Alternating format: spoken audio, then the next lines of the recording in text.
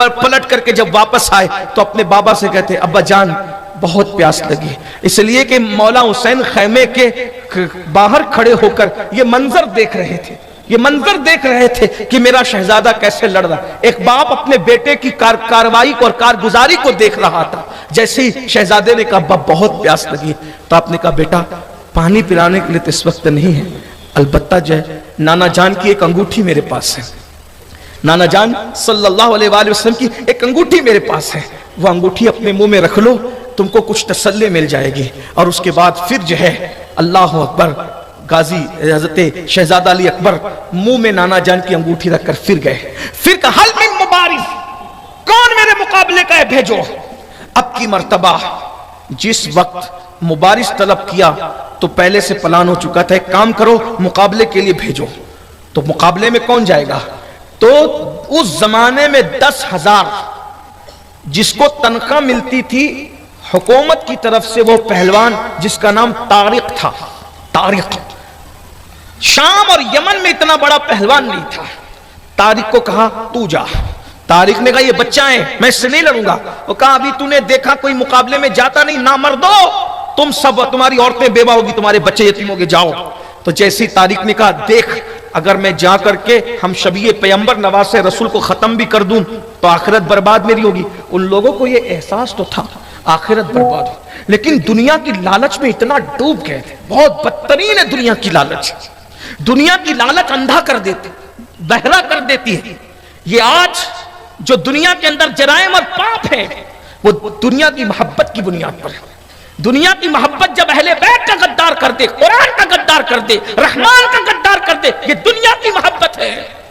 انہیں پتا تھا نماز میں جن پہ درود پڑھتے ہیں وہ کوئی اور نہیں ہے، وہ یہی لوگ ہیں، ان کے سوا کون ہو سکتا ہے۔ لیکن دنیا کی مال کی محبت، آج مال ہی کی تو محبت ہے کہ لوگ شراب کے دھندے کرتے ہیں، مال ہی کی تو محبت ہے لوگ گانجا بیچتے ہیں، مال ہی کی تو محبت ہے لوگ سود کھاتے ہیں، مال ہی کی تو محبت ہے لوگ اللہ اکبر جو ہے زنا کے دھندے کرتے کرواتے ہیں، یہ مال کی مگر سن لو اللہ رسول کے ساتھ غداری کرو گے مال کی محبت میں تو بہت دن تک کے دنیا سے لطف اندوز نہیں ہو سکتے۔ کربلا سے سیکھو، دنیا کی محبت میں ڈوب کر قرآن اور رحمان سے غداری کرنے والے، حرام دھندے کرنے والوں، حرام کاروبار کرنے والوں، جرائم پیشہ لوگوں، اللہ کی بارگاہ میں توبہ کرو، جیسے وہ عبرت بن گئے۔ اگر تم نے عبرت حاصل نہیں کی تو تم بھی عبرت بن جاؤ گے۔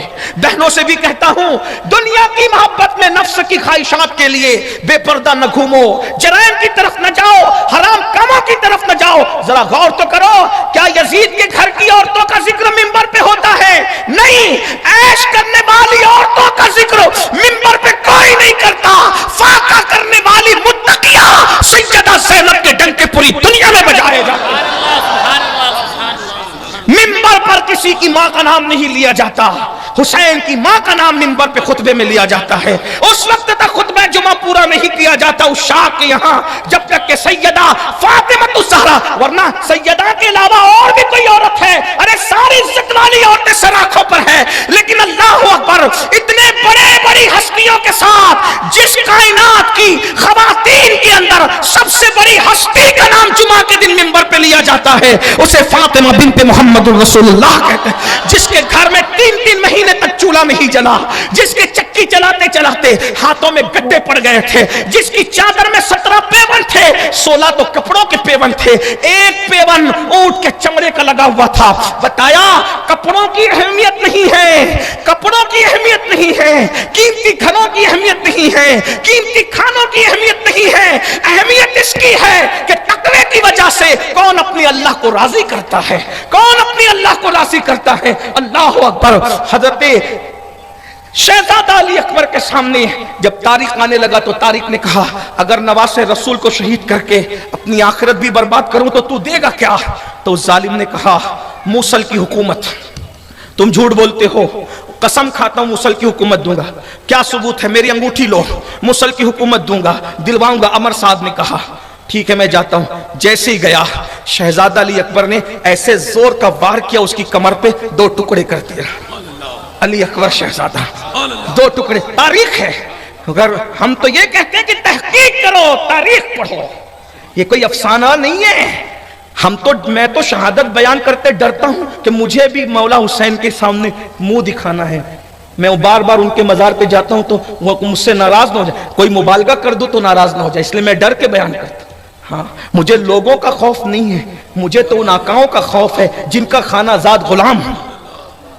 شان گھٹے تو جرم مجرم, اور مبالغہ ہو جائے تو مجرم. بہت تلوار کی دھار پہ چلنے کے برابر یہ شہادتیں پڑھنا. یہ شوق نہیں ہے, یہ بہت بڑی بات ہے, لیکن انہی کی مدد سے یہ کام پورا ہوتا اور ہوگا انشاءاللہ. شہزادہ علی اکبر نے ایک بار میں 2 ٹکڑے کیے. طارق کے 2 ٹکڑے کیے. اس کا بیٹا گالی دیتے ہوئے عمر بن طارق وہ آیا, مولا نے اس کے بھی 2 ٹکڑے کیے.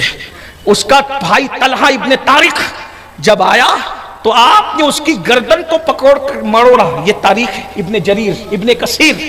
کیا طاقتور 3 دن کا بھوکا پیاسا جوان ہے, لڑ کر کے واپس جا کر کے انگوٹھی منہ میں لا کر کے چوس رہا ہے اور گردن پکڑ کے موڑ دی ہے اور وہ مر گیا ہے. آپ غور فرمائیے, خاندان علی کا گھر بھی کیا گھر ہے کہ اس گھر کا ہر ایک بچہ جہاں پیدا ہوا شیر خدا معلوم ہوتا.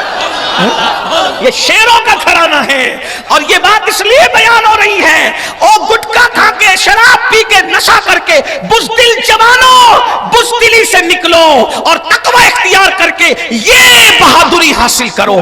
مرگن غذائیں کھا کے طاقت نہیں ملتی. خوف خدا اور عشق مصطفیٰ اتنی پاورفل چیز ہے کہ 3 دن کے بھوکوں پیاسوں کو بھی وہ طاقت عطا کی جاتی ہے کہ تاریخ کے انمٹ نقوش کے اندر ان کی تاریخ محفوظ ہو جاتی ہے. شہزادہ علی اکبر پھر پلٹے, اور پلٹنے کے بعد کہا بابا بہت پیاس لگی. حالانکہ ایک نام پھر رہ جاتا, ایک سے اور لڑا تھا, اس کا نام ہے مصرع بن غالب. یہ بھی بڑا پہلوان تھا, مصرع ابن غالب. اس کو بھی 2 ٹکڑے کیا. پلٹ کر رہی, بتانے میں بہت آسان ہے لیکن کیا ہوگا تو جو تھکن ہوگی وہ تو آپ جانتے ہیں. پلٹے اور پلٹ کے بابا بہت پیاس لگی ہے. اب مولا حسین نے سینے سے لگایا, سینے سے لگا کے کہا جب مجھے پیاس لگتی تھی نا سفر میں اور پانی نہیں رہتا تھا تو نانا مجھے اپنی زبان چساتے تھے. میرے لال میرے قریب آ. شہزادہ علی اکبر کو مولا حسین نے اپنے قریب کیا, قریب کر کے سینے سے سینہ قریب کیا اور اپنی زبان شہزادہ علی اکبر کے منہ میں ڈالی. شہزادہ علی اکبر اپنے باپ کی زبان چوسنے لگے. اللہ اکبر, 3 دن کے بھوکے پیاسے باپ کی سوکھی زبان 3 دن کے بھوکے پیاسے شہزادے نے چوسی, اور چوسنے کے بعد سر پہ ہاتھ رکھ کے کہا میرے لال ہو گئی تسلی, بابا ہو گئی تسلی. کہا جاؤ اب آخری سلام ہے, اب ہماری تمہاری ملاقات اس انداز میں نہیں ہوگی, جاؤ. اچھا بابا میں چلتا ہوں, آخری سلام لو. اس کے بعد گئے. پلان ہو چکا تھا, اس سے ایسے لڑیں گے تو یہ کسی کو جانے نہیں دے گا. چاروں طرف سے گھیر لیے گئے. جاتے ہی ایسے تیروں کی بارش ہوئی کہ شہزادہ علی اکبر خون میں لہو لہان ہو گئے. وہ سفید سے مراد گورے گورے نازک سے جسم پر جتنے تیر لگتے تھے تو ایسا لگتا تھا جیسے کسی نے سفید مخمل پر گلاب کی پنکھڑیاں بکھیر دی ہو. ایسے زخموں کو زخم بھی عیب پیدا نہ کر سکے. شہزادہ علی اکبر کے جسم میں زخم کے خون کی پھواریں نکلتی تھی تو گورے جسم پر ایسا لگتا تھا جیسے چاند پر کسی نے گلاب کی پنکھڑی بکھیری ہو. حسن بڑھتا ہی جا رہا تھا, بڑھتا ہی جا رہا تھا. ابن عساکر کی روایت کے مطابق ایک ظالم نے ایسے تان کر کے نیزہ سینے میں مارا کہ دل کو چیرتا ہوا, سینے کو چیرتا ہوا پیٹھ کی طرف نکلا. شہزادہ علی اکبر جس کے دل میں جو جائز مرادیں ہیں سب مرادیں لے کر کے شہزادہ علی اکبر کی بارگاہ میں خراج عقیدت پیش کریں. شہزادہ علی اکبر جیسے اللہ اکبر سینے میں, سینے کے بعد دل پر اور پیٹھ سے نکلا نیزہ تو امام علی اکبر گھوڑے سے زمین پر آئے. آواز لگائی بابا میری مدد فرمائے, بابا میری مدد فرمائے. یہ دیکھا اور دیکھ کر کے آپ دوڑ کر کے میدان میں گئے. تلوار چلائی, دشمنوں کو ہٹایا. ہٹانے کے بعد وہ چاہتے تھے کہ شہید کر دیں شہزادے کو, لیکن اس سے پہلے مولا پہنچے. پہنچنے کے بعد مورخ لکھتا ہے کہ شہزادے کے پاس پہنچے, سینے کے اندر نیزہ دل کو چیرتا ہوا پیٹھ کی طرف نکلا ہے.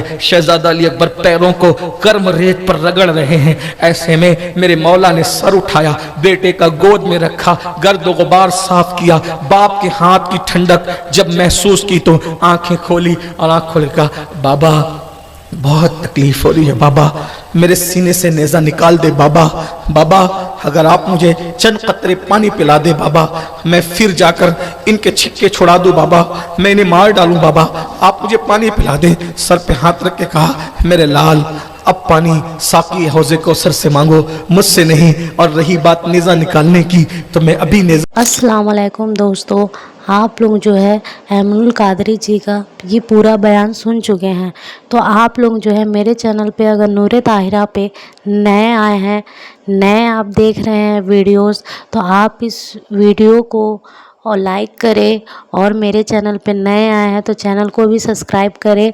तो आप इसी तरह के वीडियो देखने के लिए हमारे चैनल पे ज़रूर आए, और मेरे चैनल पे बेल आइकन भी दबाएं, ताकि जो है जब भी मैं वीडियो डालूँ तो आप तक ये वीडियो ज़रूर पहुंच जाए, ताकि आप भी इसे देखें और आगे लोगों तक ज़रूर शेयर करिए। और जो है इतना अच्छा बयान जो है हज़रत ऐमनुल कादरी साहब जी ने दिया है, तो आप सब जो है इस बयान को 9 से 10 मुहर्रम के बीच में क्या क्या करना चाहिए, क्या अमल करना चाहिए, क्या पढ़ना चाहिए, ये सब चीज़ें जो है हज़रत ऐमनुल कादरी जी वो जो है फरमा दिए हैं।